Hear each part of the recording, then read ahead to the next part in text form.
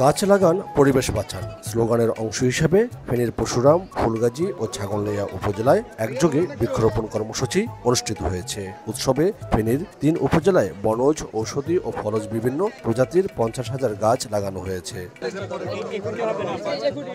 ফেনী এক নির্বাচনী এলাকার ৩ উপজেলায় একযোগে 50,000 গাছ লাগিয়ে বৃক্ষরোপণ মহোৎসব করা হয়েছে। ৭ জুলাই সকাল 10টার দিকে পরশুরামের গুথুমা এলাকায় নিজ বাড়িতে এই কার্যক্রমের উদ্বোধন করেন সংসদ সদস্য আলাউদ্দিন আহমেদ চৌধুরী নাসিম।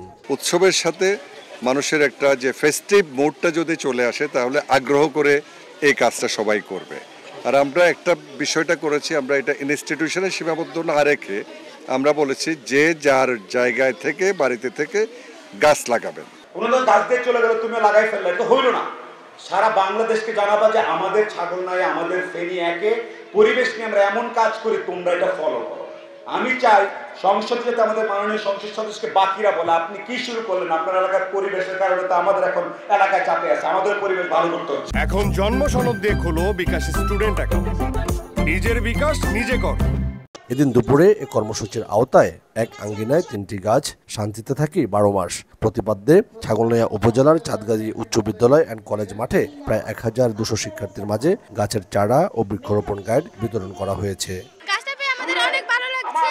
আমাদের জীবন বাঁচাবে, ওরা বুঝাচ্ছে যে গাছটা আমাদের জীবনের কতটুকু প্রয়োজন। গাছ আমাদের জীবনের অনেক সাহায্য করে, জীবন বাঁচাতে অনেক সাহায্য করে। আমাদের স্কুল থেকে যে গাছটা দিয়েছে আমরা এটা মেরামতের জন্য আগে থেকেই আমরা গর্ত করে রেখেছি। এটা আমরা এখন বাড়িতে গিয়ে লাগাবো আর আমার বাবা মাকে বলবো আরো গাছ লাগানোর জন্য এবং আমাদের জীবন বাঁচানোর জন্য।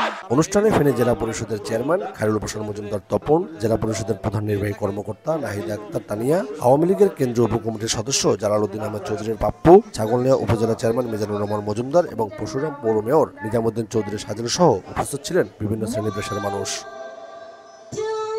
আতিয়া সজল, সময় সংবাদ, ফেনী।